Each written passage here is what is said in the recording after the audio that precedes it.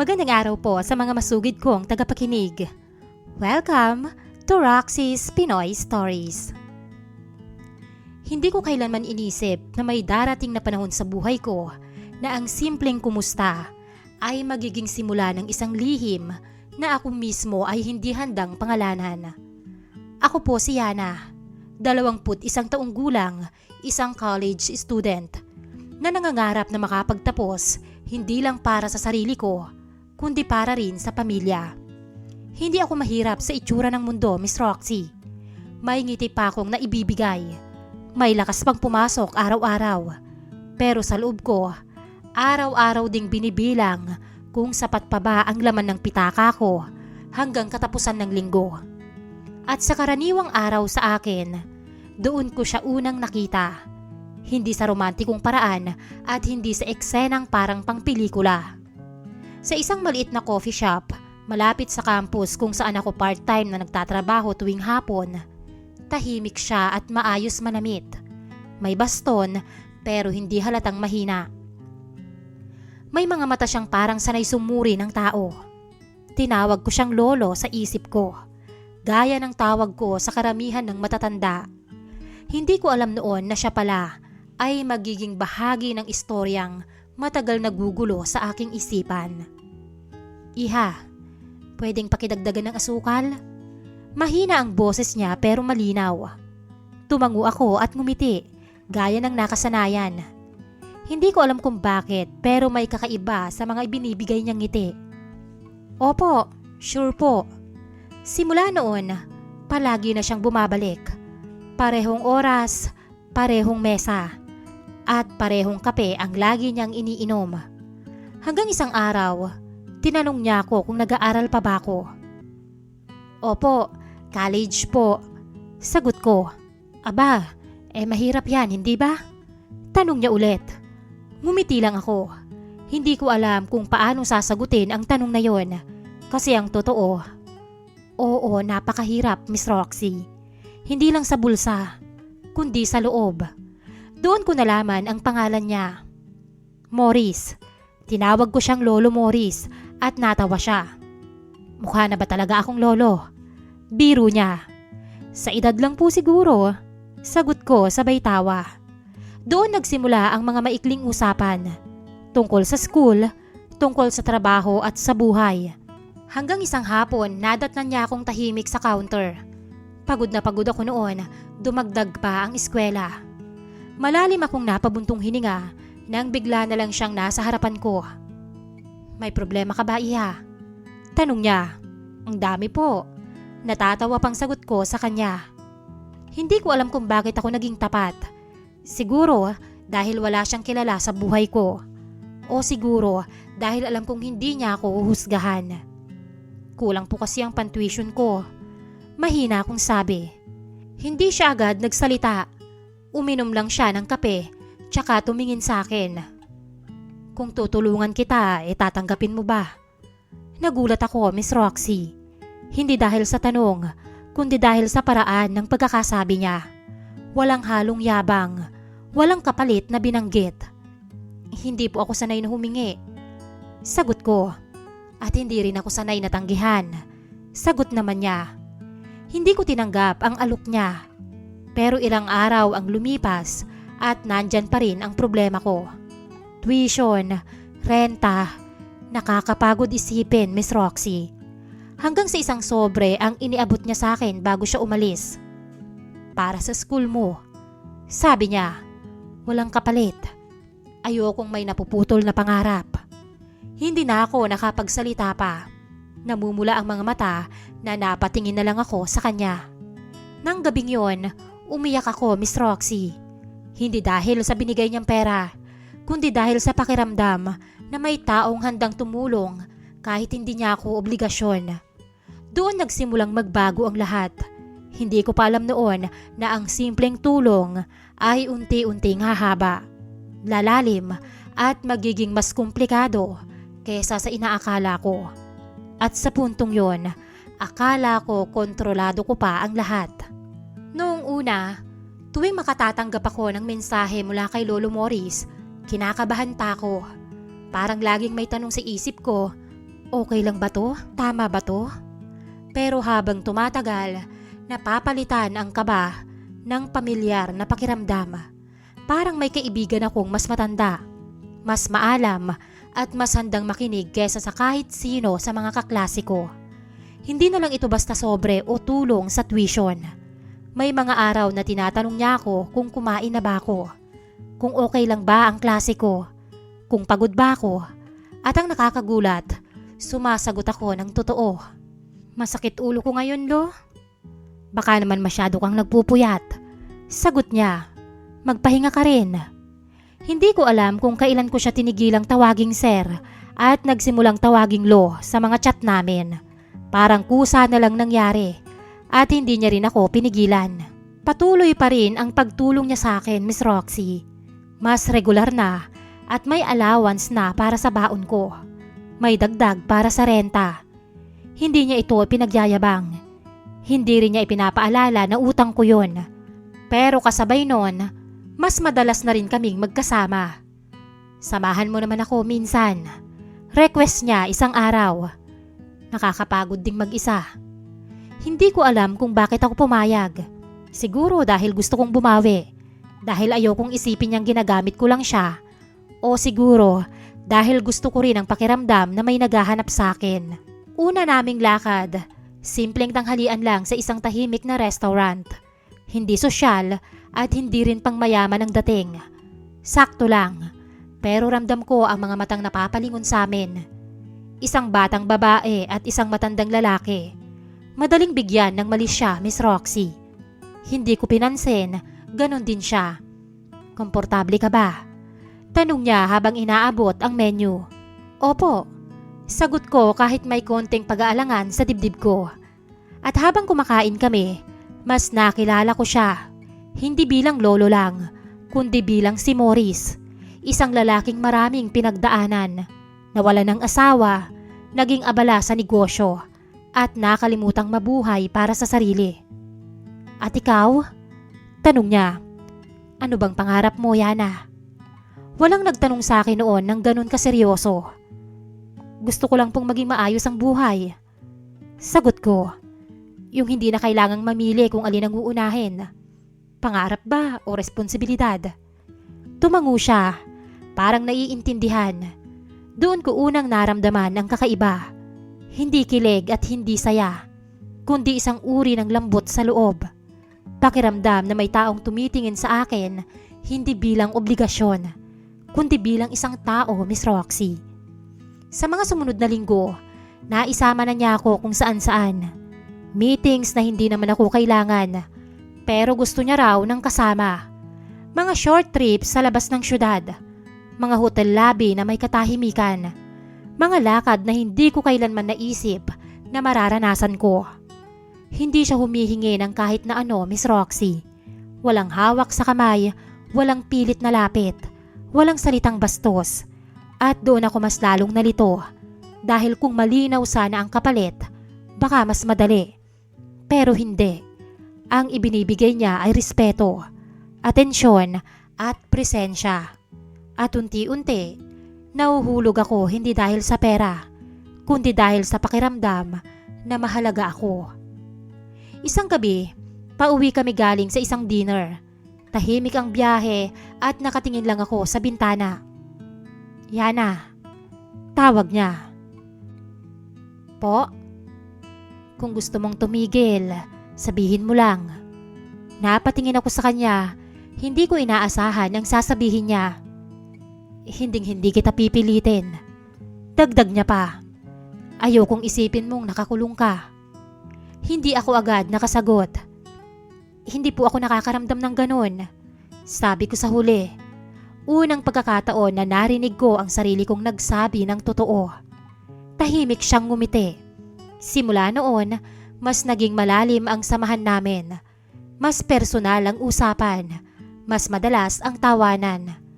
Mas mahirap itanggi ang nararamdaman ko. Hindi ko pa masabi kung anong klaseng pagkahulog yon. Pero alam kong may nangyayari sa akin. At kahit pilitin kong pigilan, kusa itong sumusulpot sa tuwing naririnig ko ang boses niya. Hanggang isang araw, napagtanto ko na hindi na lang ako tumatanggap. Hindi na lang ako sumasama. May nararamdaman na ako na ayaw kong aminin, Miss Roxy. May mga gabing alam mong may kakaiba kahit wala pang nangyayari. Yun ang pakiramdam ko ng gabing yon. Galing kami sa isang dinner. Isa sa mga imbitasyong sinamahan ko lang siya bilang kumpanyon.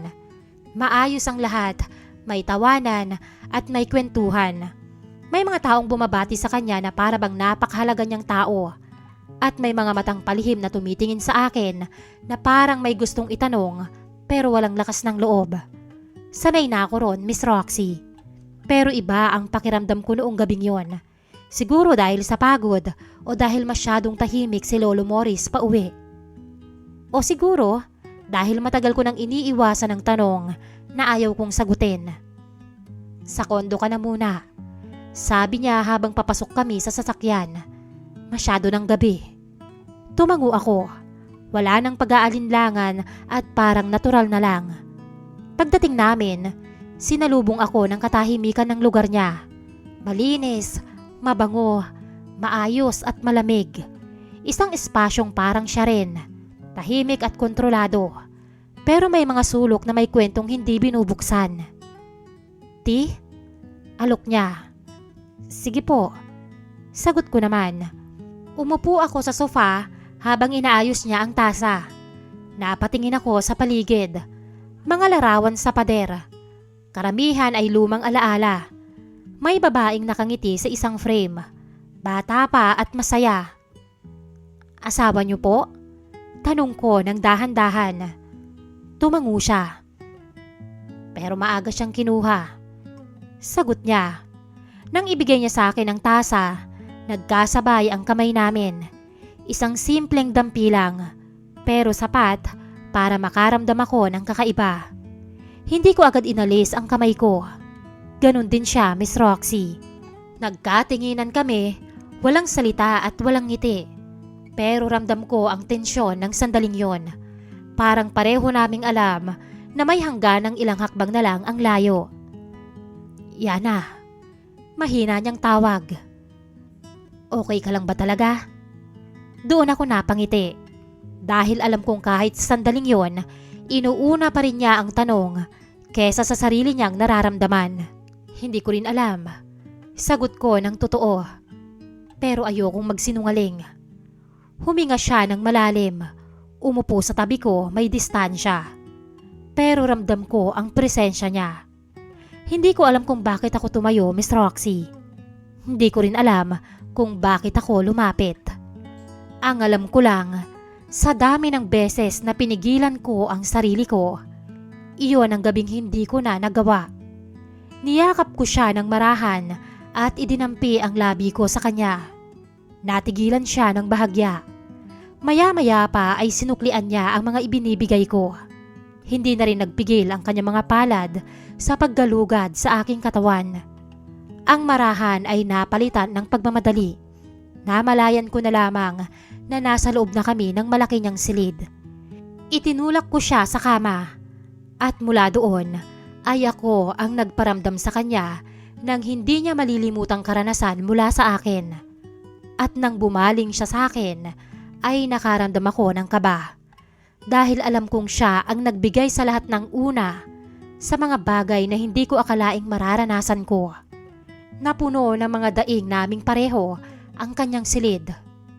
Kinabukasan, nagising ako ng mas maaga kaysa sa kanya. Tahimik ang kondo. Naupo ako sa gilid ng kama at hindi ako nagsisisi. Pero hindi rin ako mapakali, Miss Roxy. Tiningnan ko siya, tahimik at mahimbing ang tulog.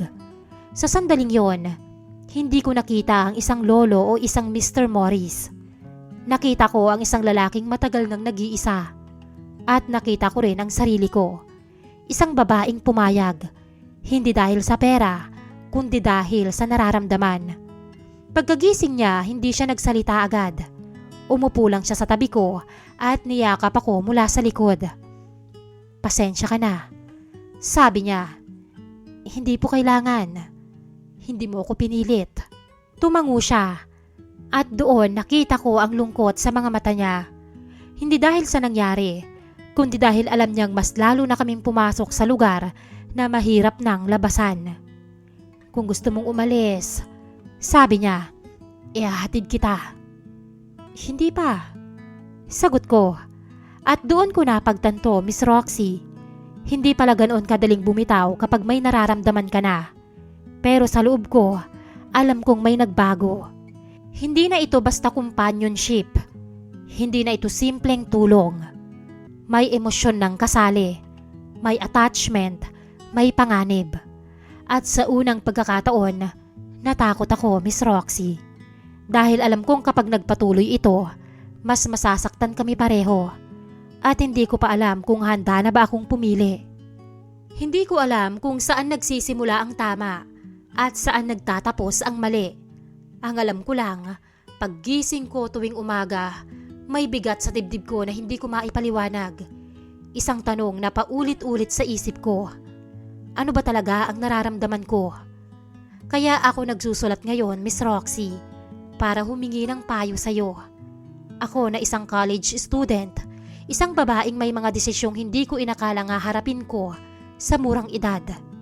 May isang lalaking pumasok sa buhay ko, si Morris, na mas matanda kaysa sa inaakala ng mundo na tama para sa akin.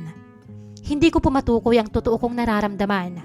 Alam ko sa sarili ko na may nararamdaman ako sa kanya at hindi iyon ipinilit. Unti-unti siyang naging bahagi ng araw ko.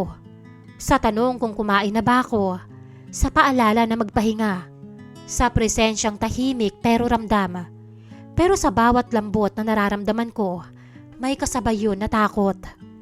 Takot sa mga matang mapanghusga, lalong-lalo na sa school na pinapasukan ko. Hindi ko pa man sinasabi sa mundo ang istorya ko, parang naririnig ko na ang mga sasabihin nila. Ginagamit mo lang siya, may kapalit yan, hindi yan totoo, pera lang ang habol niyan. At minsan, napapaisip ako, Miss Roxy, paano kung tama sila? Hindi ko itinatanggi na may tulong, may suporta, may ginhawang dumating sa buhay ko dahil sa kanya. Pero may mga gabing nakahiga ako sa kama at hawak ang cellphone ko. At ang gusto ko lang ay marinig ang boses niya. Hindi dahil may kailangan ako, kundi dahil hinahanap-hanap ko na siya, Miss Roxy. Doon ako mas nalilito. Kung pera lang ito, bakit ako kinakabahan kapag hindi siya nag-reply? Kung pakinabang lang, bakit ako natatakot sa posibilidad na masaktan siya? Kung kasunduan lang, bakit parang may bahagi ng puso ko na ayaw nang umatras? Pero sa kabila nun, hindi ko rin pwedeng ipikit ang mata ko sa realidad. Magkaiba kami ng mundo, ng edad at ng kinabukasan. At kahit anong lambing ang maramdaman ko, hindi nito mabubura ang katotohanang mahirap ipaglaban, ang relasyong hindi nauunawaan ng karamihan dito sa ating lipunan. Nakatatak na sa isipan ko ang sabi-sabi sa akin na manggagamit yan. Sugar daddy niya yun. May mga araw na gusto kong umatras, putulin ang lahat, bumalik sa dating ako. Yung pagod pero malinaw ang direksyon.